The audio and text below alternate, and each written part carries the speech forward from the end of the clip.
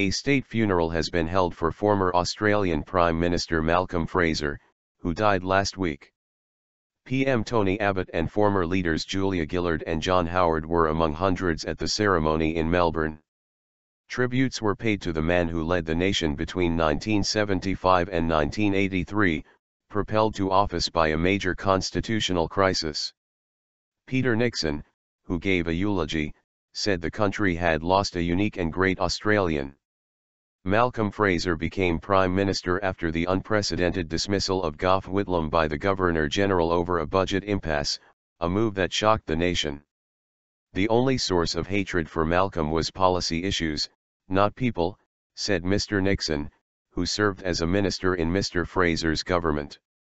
The fact that Gough and Malcolm, who were the leaders in the toughest political contest in the nation's history, came to respect and like each other demonstrates what big men they were. Mr. Fraser was seen as a champion of refugee rights, including the many from Vietnam who arrived after the war.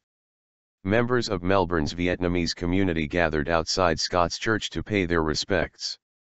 He means everything to us but mostly freedom for saving us from the refugee camp. It's a very deep loss for our community, Fong Nguyen told Australian media. Malcolm Fraser died on March 20, at the age of 84, after a short illness. After Gough Whitlam's dismissal, the Liberal Party leader went on to win 3 elections. In office he introduced laws that returned land to Indigenous Australians in the Northern Territory, created Australia's family court and protected a major part of the Great Barrier Reef.